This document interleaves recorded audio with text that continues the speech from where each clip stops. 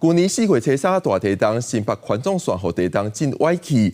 监察院昨公布调查报告，对施工单位、设计单位到建造单位等等，拢有缺失，而且纠正台北市政府。对此，负责施工的中华工程会用会担起责任，但是未允准乌白指控。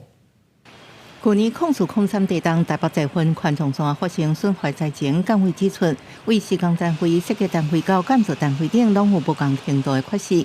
其中施工单位中华工程无按图施工，将调无帮宣传，最后互撤销贷款。台北财运局身为工程主管机关，无尽到施工督导加旅游管理的责任。显出了以后呢，就等于差不多可以说是只有这根螺丝在受力。它就很容易松动，飘飘飘飘，摇摇晃晃就跑了，整个螺丝就飞出去了。它为什么要给它穿到显出呢？就是便宜行事。双北的捷运局那也有很多地方值得要检讨。好，那我们就特别纠正了台北市政府环状线第一期施工，台北市政府捷运局及工程处。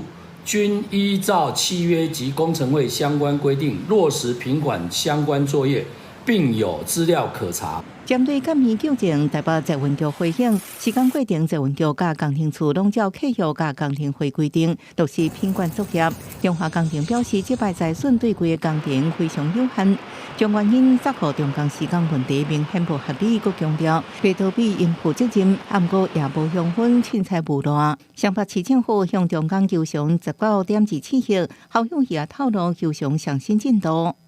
我们已经委任我们的律师团，那律师团准备诉讼的程序，大概已经准备就绪了。我们会以最快的速度提出诉讼。